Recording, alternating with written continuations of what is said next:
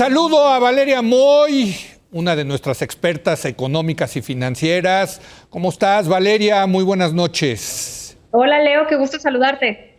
Oye, Valeria, pues salió el nuevo dato de la inflación, 7.28%. Se mantiene la inflación alta en el país. Todos los mexicanos creo que ya lo estamos sintiendo en nuestro bolsillo.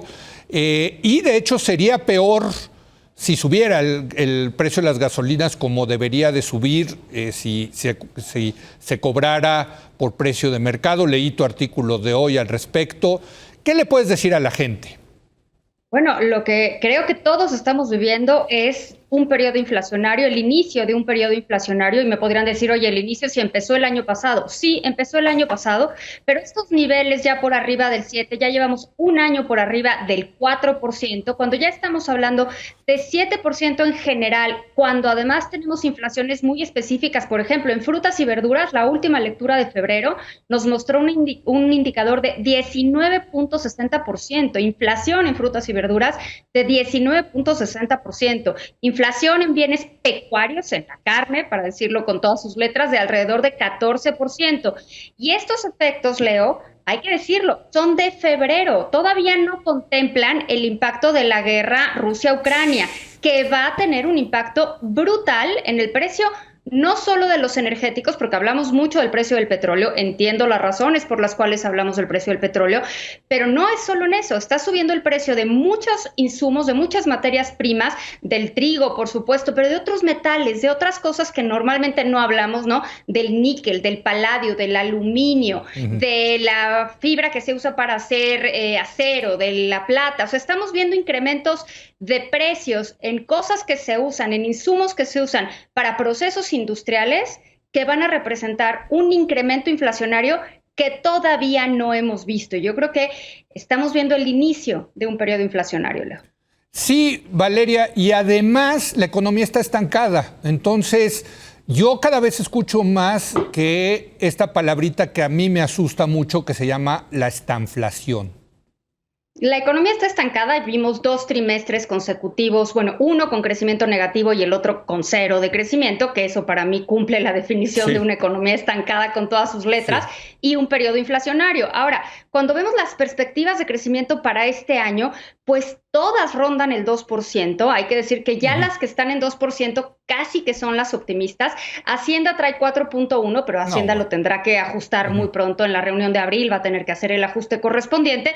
Y claramente para una economía emergente que no ha terminado de recuperarse, hay que decir que estamos en los niveles de producción de 2016, o sea, todavía nos falta mucho por recuperarnos.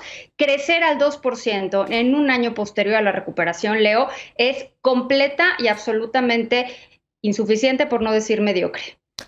Valeria, en ese sentido, en ese contexto de una economía estancada y una inflación alta, ¿sirve subir la tasa de interés para controlar la inflación?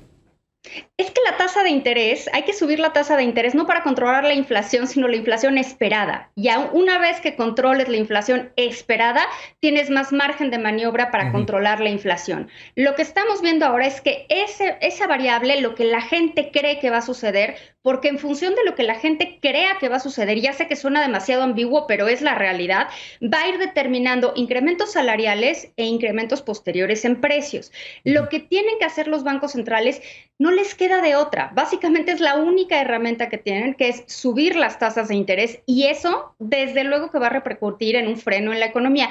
Un freno que seguramente será mayor en la economía de Estados Unidos, porque este vínculo, este mecanismo de transmisión de la política monetaria es mayor en la economía estadounidense que en la economía mexicana. La economía mexicana está mucho menos bancarizada, el nivel de crédito es mucho menor, la penetración financiera es mucho menor. Entonces ese vínculo entre la tasa de interés y la actividad económica real es menor en México, o es menos directo en México que lo que es en Estados Unidos. Y a pesar de eso, Banco de México no solo va a tener que subir tasas, sino que además va a tener que estar muy atento al ritmo que siga la Reserva Federal, porque si la Reserva Federal empieza a subir tasas antes, que es lo que todo mundo espera, muy pronto, seguramente mañana tendremos el primer... mañana, ¿verdad? Mañana, seguramente tendremos el primer incremento en tasas. Ojo, hace unos meses estábamos hablando de subidas en tasas en 2023. Ahorita ya estamos hablando de subidas en tasas hoy, en marzo, exactamente. Entonces sí han cambiado las expectativas. Y Banco de México no le queda de otra. Va a tener que actuar en consecuencia, sobre todo considerando también el tipo de cambio. Porque si Estados Unidos empieza a subir tasas de interés y México no lo hace en consecuencia, podríamos empezar a ver periodos de mayor depreciación y eso en consecuencia te trae también inflación. Entonces Banco de México va a tener que cuidar la tasa de interés porque ahora va a tener presiones inflacionarias, pero por todos lados. Entonces quizás, a ver, te voy a lanzar esta pregunta, quizás ahorita el que pueda hacer más para mantener la inflación baja es el gobierno, manteniendo subsidiada la electricidad y los combustibles, la gasolina y el diésel. Bueno, pero ahí casi, ya te conozco, Leo, me está dando un microinfarto. Ya veías lo que después... No, bueno. Exacto. Pero el problema es que eso puede quebrar a las finanzas públicas, ¿no? Pues por supuesto. Los niveles de estímulos que se están usando en este momento, por un lado hablamos del estímulo al IEPS, ¿no? Que es básicamente dejar de recaudar. Pero además, esta semana se aplicó un estímulo complementario. Eso nos costó esta semana, nada más esta semana, la que está vigente, 11,000 millones de pesos. 11,000 millones de pesos equivale en una semana al presupuesto de todo el programa de escuelas de tiempo completo durante un año en 2018. Entonces, que ya lo cancelaron. Que ya lo cancelaron. Pero justo doy esta comparación para dimensionar el monto. O sea, sí estamos perdiendo mucho dinero. ¿Cuánto tiempo puede hacer esto la Secretaría de Hacienda?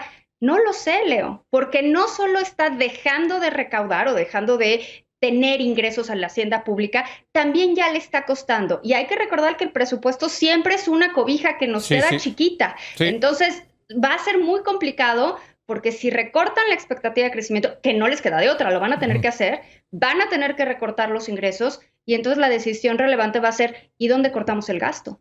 Sí, porque la otra opción es pues subir los precios de los combustibles y ellos lo tienen muy claro que el famoso gasolinazo fue lo que hizo que se derrumbara la popularidad de Peña Nieto. Lo mencionas hoy en tu artículo, que queda clarísimo que esa opción por el tema político no es una opción para este gobierno y entonces se viene una discusión importante de qué tanto son sostenibles o no las finanzas públicas, Valeria.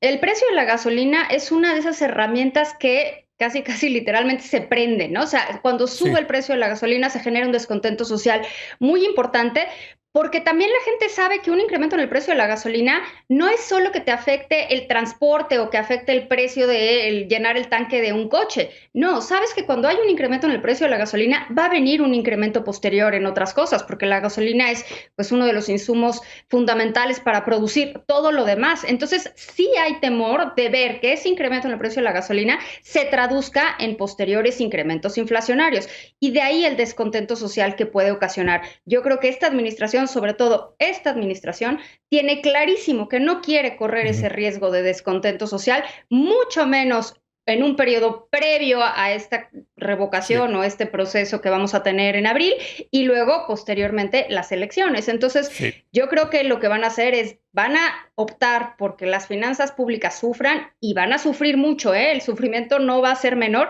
a menos que, bueno, todo terminara y la guerra terminara y todo se regresara a la normalidad, cosa que no, desafortunadísimamente, no veo en el escenario de corto plazo. Valeria, me quedan 30 segundos. Se habla mucho del subsidio a la gasolina, pero también están subsidiando la electricidad, ¿no? Con estos precios del gas natural, ¿no? ¿Nos puedes hablar un poco de eso? También ahí está perdiendo la Comisión Federal de Electricidad, ¿no? Mira, la CFE normalmente tiene 3 tarifas en términos muy sencillos. Está la tarifa de consumo básico y luego tienes otra tarifa intermedio y la tarifa de alto consumo. La tarifa de alto consumo no está subsidiada, pero la tarifa de consumo básico, hay que recordar que CFE sí tiene el monopolio del suministro básico. Cuando hablamos de CFE y demás, CFE tiene el monopolio del suministro básico. El 97% de la electricidad que se consume en hogares y en pequeños negocios está subsidiada. Únicamente para este subsidio se dieron el año pasado 73,000 millones de pesos. Entonces, Ya existía el subsidio antes, en condiciones normales, en condiciones estables, ya existía el subsidio. Con estos costos de energéticos, con este incremento en el precio de los energéticos, ese subsidio, Leo, no le queda de otra más que crecer. Pues muchas gracias, querida Valeria. Qué barbaridad, qué tiempos nos han tocado vivir. Pero qué bueno, cosa, ¿no? Pues sí, qué cosa. Te agradezco mucho esta participación. Gracias, Valeria. Encantada, Leo. Un abrazo. Bueno, vamos a hacer una breve pausa. Voy a regresar con Jan Mihailovich para analizar el impacto en Europa del conflicto entre Ucrania y Rusia. Regresamos en un momento más.